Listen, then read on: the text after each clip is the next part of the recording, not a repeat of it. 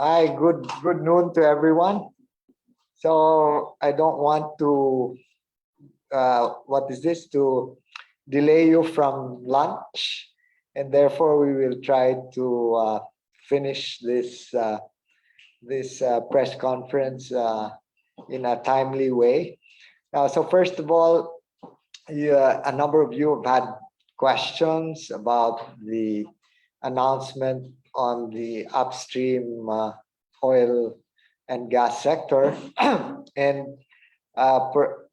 following the president's statement about the Cadlao oil field developments.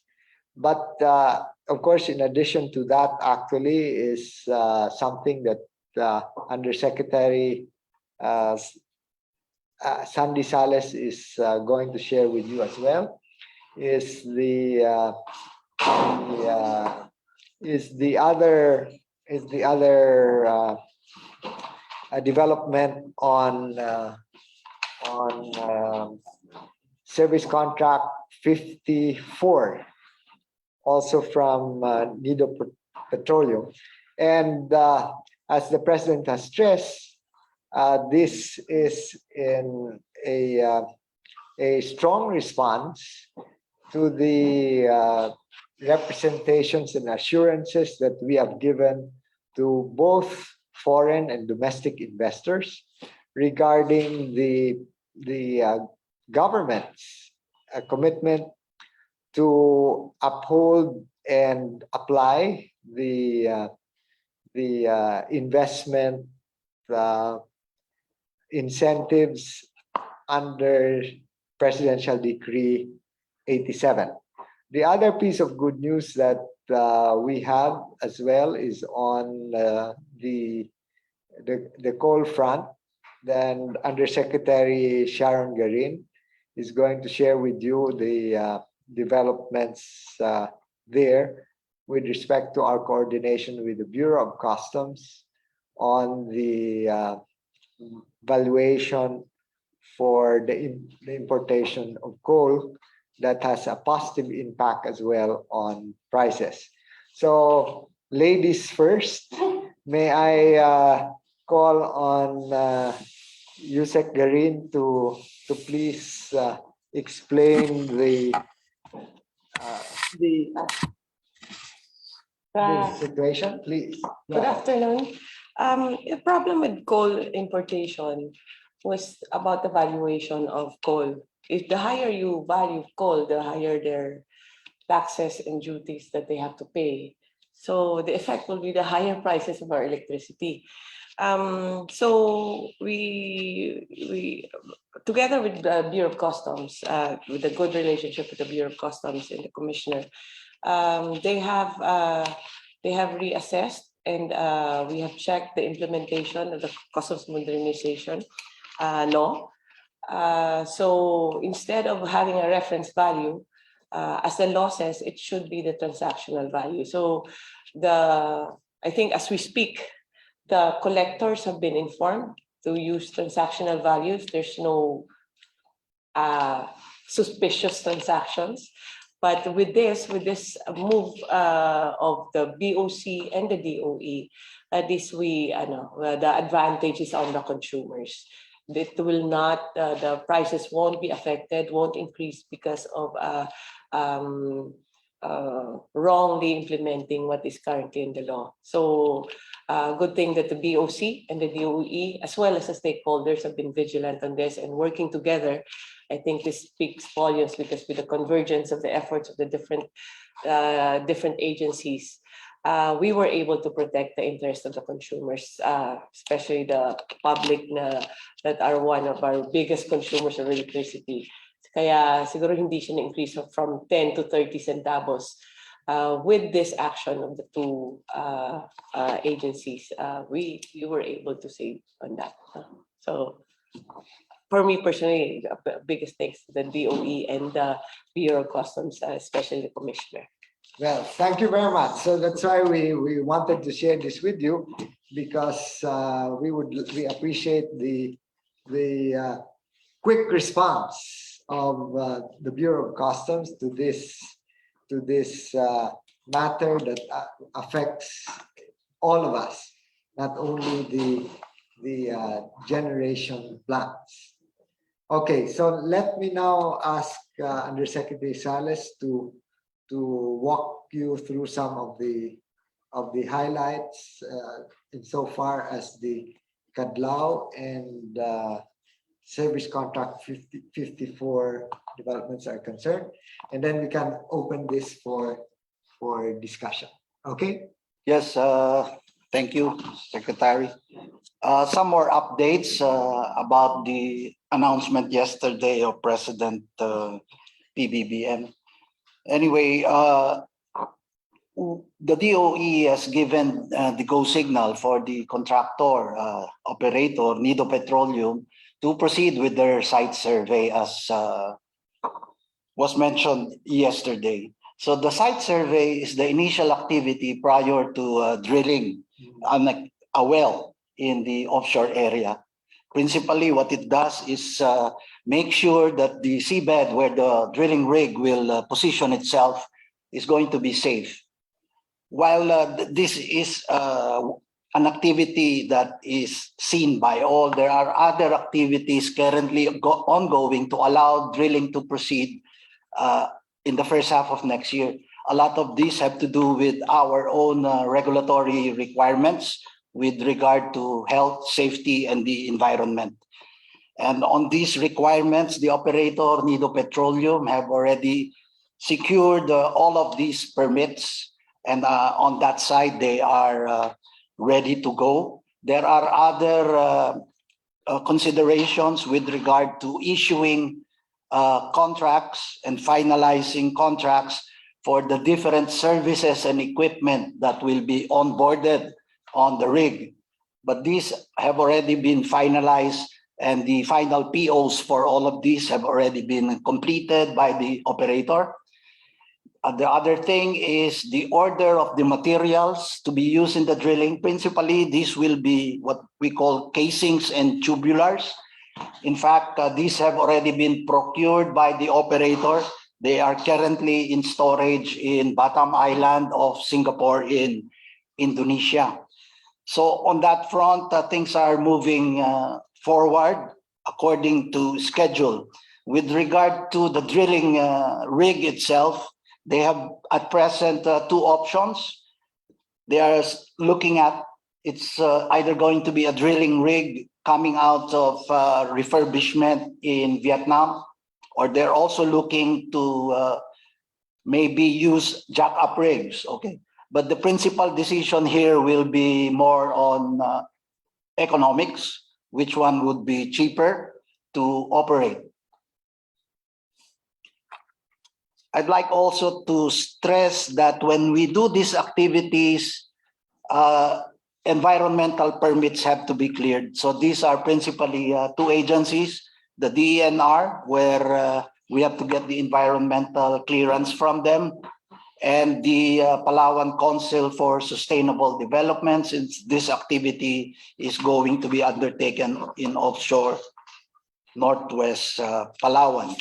With regard to the schedule of the drilling can be firmed up by the time that the contract with the drilling rig is executed. But the target remains to be to drill by the first half.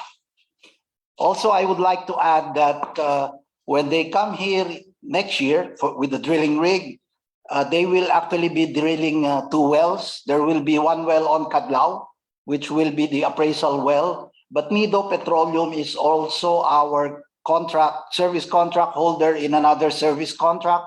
This is service contract 54, also located in Northwest Palawan. They are going to drill an exploration well to test a concept on the Nido Reef Play. That area is proximal to the old Nido field, which we recently shut down in 2019. So we're looking very, very closely at the exploration well that they're going to drill as well in this service contract, because it could actually open up new ideas and new concepts in drilling in Northwest Palawan. Okay, Thank you. That's all for now. thank you. So, Andrea, can we have the questions, please? Okay, we now open the question and questions and answer. There is a first question here from Elena, but this is with regard to what Yusek Karim had discussed earlier. This is about, can you explain the basis of how the 10 to 30 centavos savings was computed? The basis, because when you import a good, there's always the transaction value, which means how much did you actually pay and yun yung lalabas sa resibo mo. But there's also a tool that is used by DOC as a means of controlling any smuggling, misdeclaration, misvaluation, or any kind of discrepancy. They use reference value.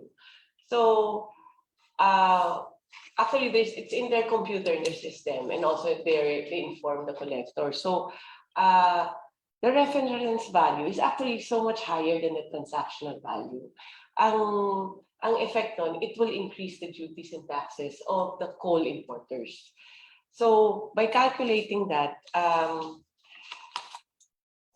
the effect would be $5.7 per metric ton. Ang calculation of the industry of the association, Philippine Independent Power Producers Association, is that it's around 10 to 30 centavos per kilowatt hour. So nakakatulong siya, no? And it's not that we are favoring the importers. It is just a mere clarification of the law, of the interpretation of the cost of the CMTA provision in Section 700. So clarification lang, and just to avoid any future controversy, we made it clear that it should be transactional value, hindi yung reference value, which is higher than the transactional value. Okay, any other question on what Yusek Karim had discussed earlier? Otherwise, we will proceed with what Yusek Sales had discussed. Question, please. No questions? Can I have a Okay, some Joseph Moro from Charles. morning po? Hi, good morning. Morning, sir. How are you doing? Sir, how are you? Thank Sir, you. I Fine. just a little bit looking good, sir. Sir, just a little bit on Yusek Garin's presentation. Bottom line po is ang ibig sabihin niyan is that the next coal imports will be a lot more cheaper. And can you illustrate a situation in the kumbaga may mga padating ba mga coal imports that may have an immediate effect in terms of the generation charge of the power producers in the country? Yes, sir. Whether there's more or less importations, that depends on the demand, sir. No, that's not that does not in fact depend on the rates that is being imposed by DOC or any policies on the side of DOE. It's a deregulated industry. So depende na yan kung magkano bibili nila. What we are more concerned is how much it will affect the consumers. So Okay. so kung mag-i-import sila, tapos lalagyan mo siya ng assessment na higher than what they bought it for, then we will be passing actually the burden to the consumers. Kasi yung assessment nun, babayaran nila sa DOC mas mataas than what they were expecting and what they should. So affected yung rates natin. What we did was we checked the law, and it's actually sequential. Reference value is not under the Customs Modernization and Tariff Act. Wala yan sa batas. What you should do is transactional value muna. Pag wala yung transactional value, halimbawa, hindi makita yung resibo, then you go to the other modes of valuation.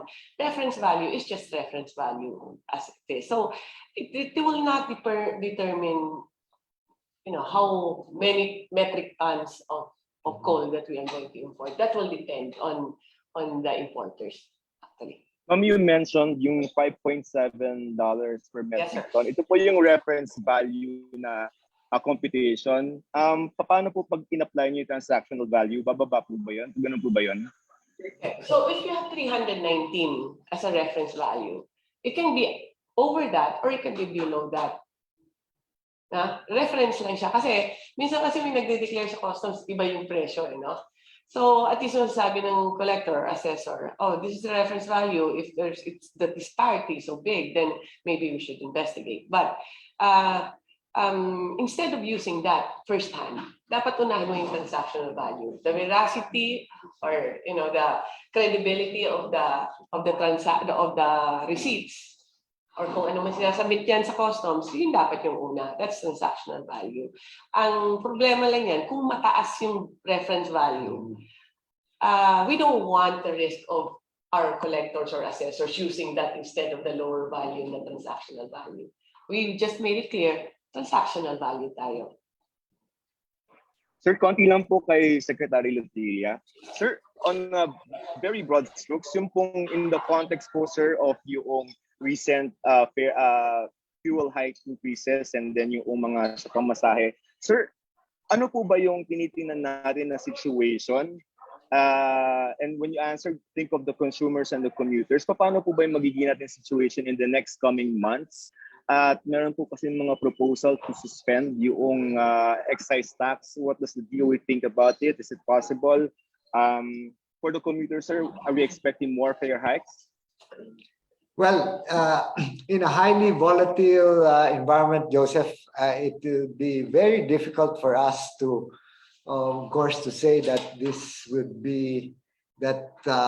What is this to expect that this the impact could be so much?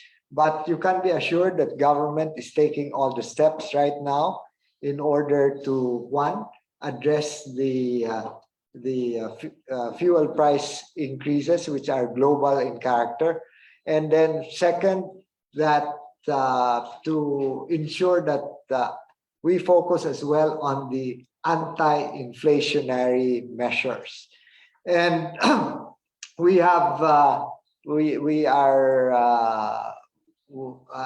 as you said, there are a number of proposals that have been tabled and are being discussed. So we are looking at all of these options, and we've had discussions with the different private and public institutions regarding this. So what Yusek Garin has explained is one proactive way that we have been that we had to do in order to prevent any confusion on what values to apply, and therefore this is really anticipatory, and the clarification can therefore prevent any undue increase in the rates. And then second, of course, we are looking at, as you said, there have been proposals on excise taxes and on other things, but we are looking also at some administrative measures that may help, and we will make the announcements should there be agreement on pursuing some of these administrative measures. But we will make those announcements in due time. Sir, last, are we ruling out po, sir, yun pong pag-suspend ng excise tax, or that's still on the table? What? I'm sorry? Are we ruling out? Well, Kasi 42 billion daw po yung income dyan, and it's very hard to let, maybe just to not have that amount. Pero yun po ba, sir, is on the table or medyo out of the question yan? Hindi kaya yung... Well, we have to fully discuss this with the Department of Finance and the economic managers, and that's why I don't want to speak on this beforehand. And then, as you know, that the matter of these taxes is not only dependent on the executive but also on Congress. So we don't want to preempt any what's this decision on this, and that's why we are exploring other administrative remedies as well, so that if there is a possibility of getting some relief, then even if they are just what is this smaller ones, but on the as you accumulate them, they can also be helpful. Okay, Okay, sir. Thank you po for your time, sir. Thank you, ma'am. thank you, Joseph. Okay, we go back to what Yusek Garin discussed earlier, and this is a question from Warren de Guzman. When will power consumers experience the impact of these savings? No, I think it's Anticipatory. yeah. As we said, Yeah. it's you go ahead, you said. I think this is more forward looking. No? It was the reference value. These are communicated to the different ports that we have. So in anticipation of a miscalculation of the value, we talked to the customs together with Commissioner Ruiz and the deputy commissioners. We were informed that they are informing the collectors that they will communicate with the collectors na we should use the transactional value and not use the higher price, which is reference value. Okay, last question to Yusek Garin on the subject matter. How can the government ensure that smugglers would not take advantage of this scheme of using transactional value? Undervalue. How the government ensures that smugglers should not take advantage of this scheme. The transactional value is the international practice really. It's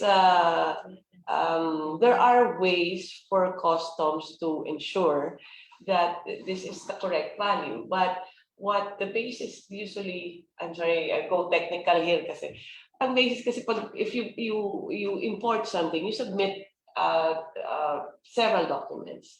And with those documents, the shipping documents, the charges, you can show it to the customs already. And that's where the assessment will come in. But how do they make sure that there is no discrepancy there? There are many tools in customs. Reference value is just one. They have the how to call it, the risk assessment program that they have, where there's a red lane, the blue lane, and there are different ways to curb smuggling. But the laws are in place, the policies are in place. I think the system is in place. The implementation depends on the Bureau of Customs.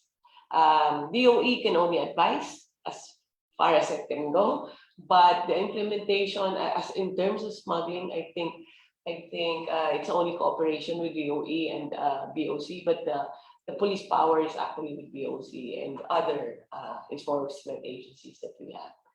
Yeah, I just wanted to add that since Yusek Garin in her previous life was the main author in the House of the Customs Modernization and Tariff Act, that's why she is in the best position to explain this and keep the lines open with Deputy Commissioner Dibuco and the Customs Commissioner on this particular point. So it has been very helpful. Okay. Okay, we go back now to NIDO or Kadlaw drilling activities. This question is from Eric of Reuters. Eric de la Cruz of Reuters. Mr. Secretary, can you please talk about the security aspect of this NIDO and Kadlaw drilling activities? Do you think we need to ramp up our security measures since these are near distributed areas, and may also have an update on the status of SC 72 and 75? Well, I will limit myself to the first part of your question, Eric. As far as the security aspects are concerned, of course, we are in constant touch with our security agencies. But we have to assure you that these activities are taking place in areas that are indisputably within Philippine jurisdiction. In the case of Cadlao, for example, the drilling activities there began in the 1990s. And in the case of Severus Contract 54, the exploration activities took place there as well in 2008. Now, Undersecretary Bacordo is not here with us, but he is the one who is primarily responsible for liaising with our security agencies. As a former flag officer in command of the Philippine Navy, he is in constant touch with our Department of National Defense and National Security Council people. So let me ask Undersecretary Salas if he has some other points to add. Yes, just to mention additionally, the location of Cadlao and Service Contract 54 are actually even closer to the main island of Palawan than our operating gas field Malampaya and our operating oil field Galo. So these areas are actually more inboard and hence are really indisputably in Philippine waters and territory. Okay.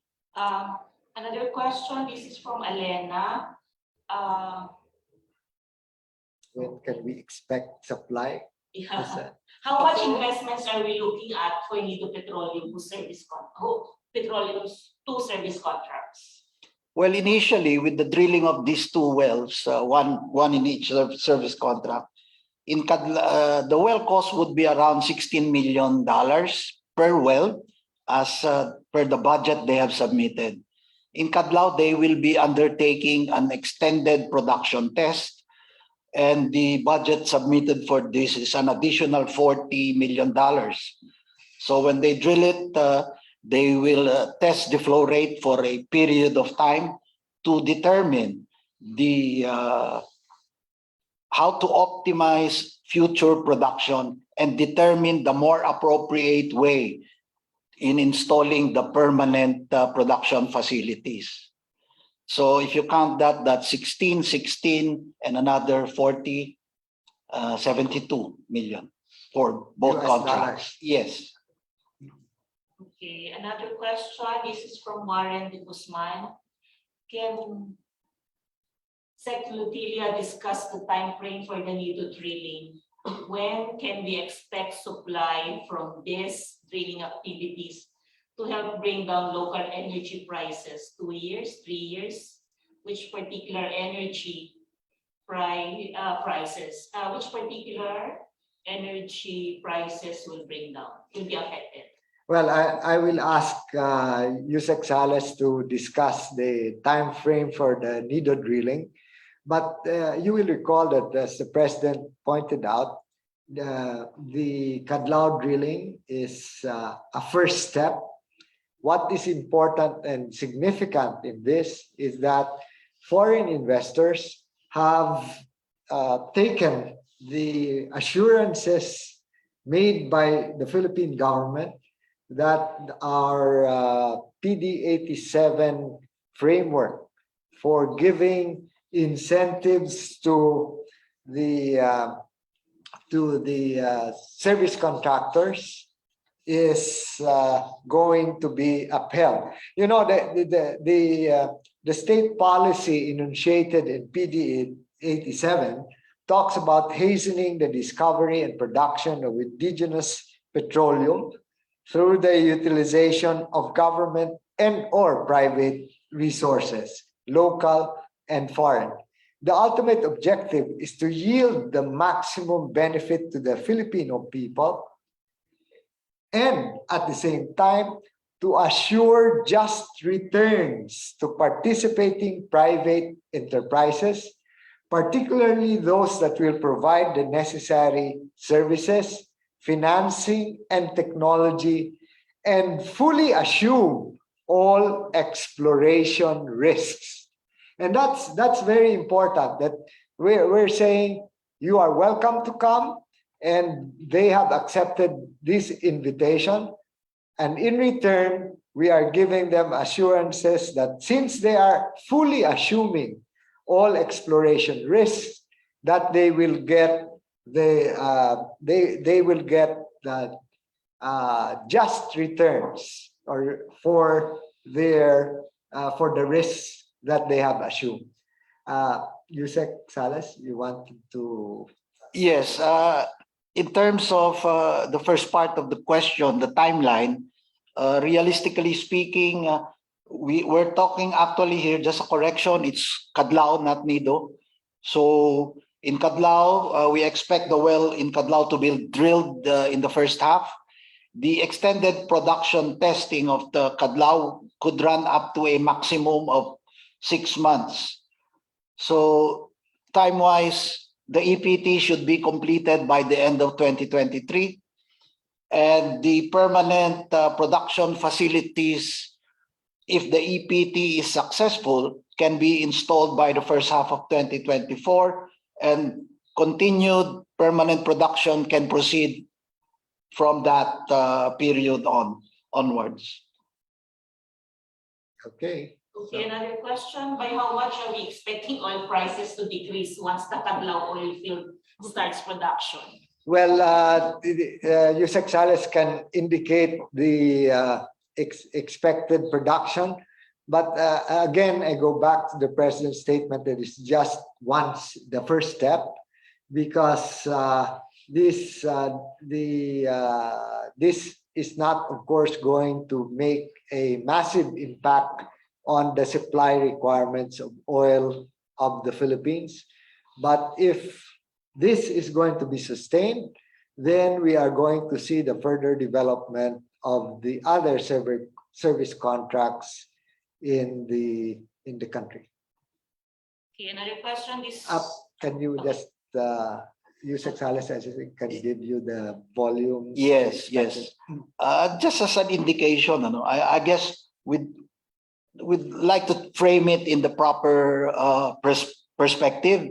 In terms of volume, we are looking at, it's really a small volume in Kadlao. It's about 5 to 6 million barrels that is being targeted to be redeveloped. In terms of daily production, this could come out to a high of 15,000 barrels to a low of 5,000 barrels. And these fields will normally decline in time. So in terms of actual impact, I think in fluid consumption, Philippines consumes about 320,000 barrel equivalent of fuel in the country. So you can see that it's really a very small portion.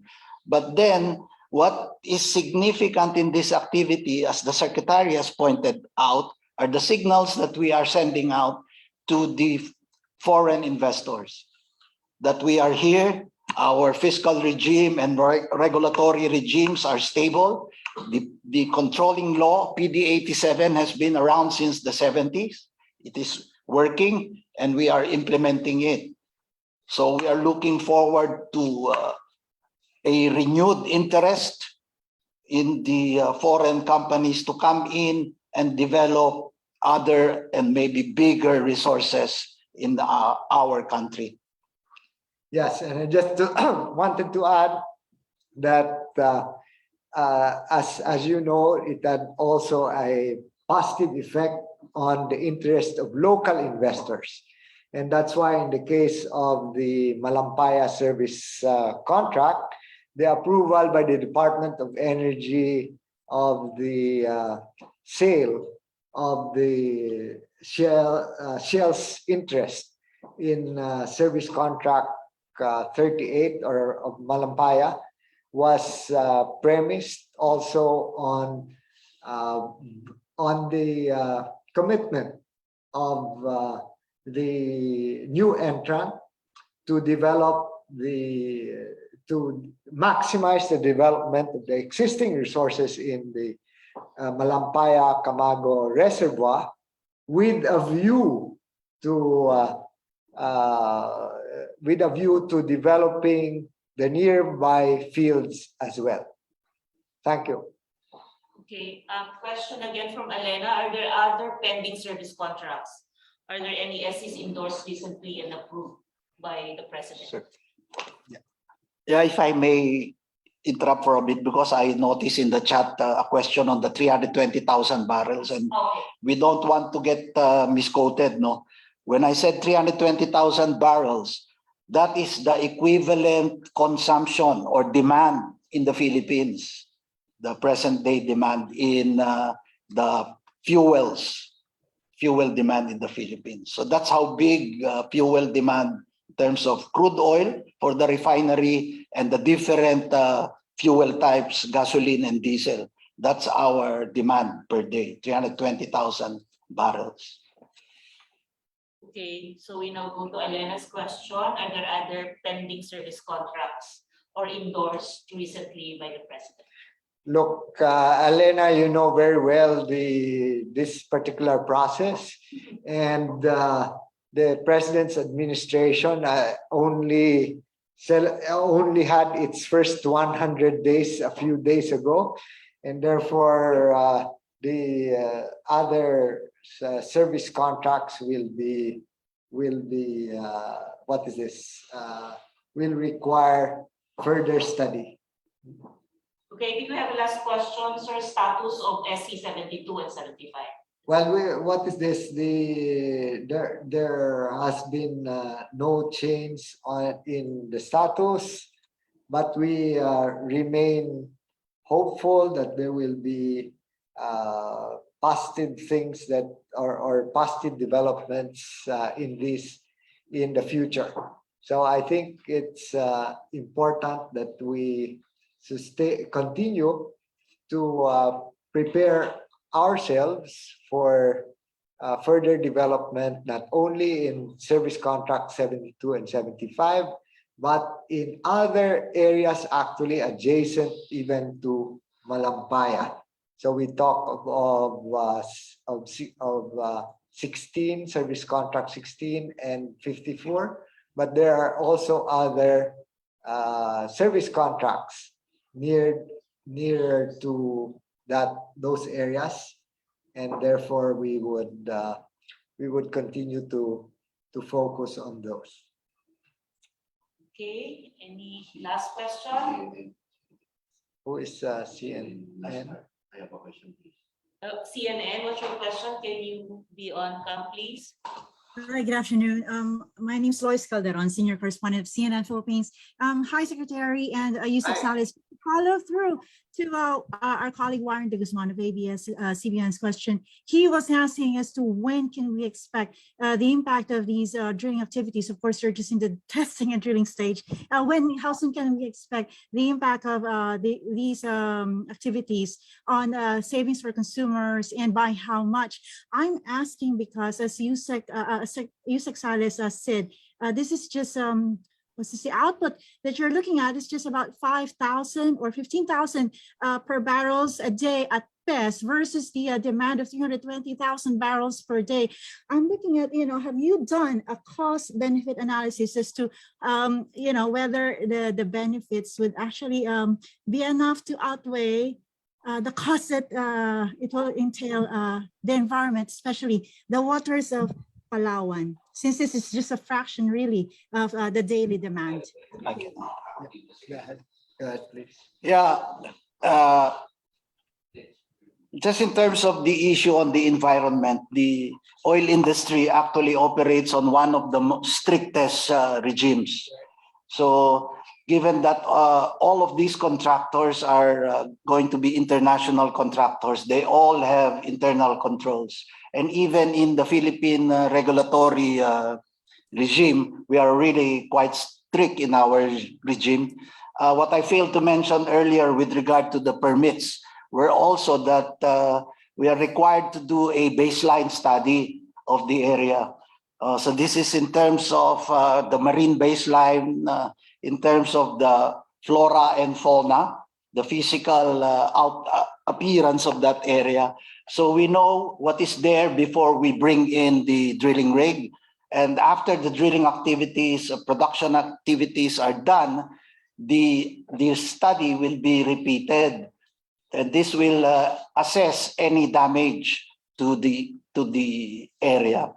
And also, clearances have already been secured from the Department of Environment and Natural Resources. And additionally, because this area is covered by the Palawan Council for Sustainable Development, clearances have also been obtained.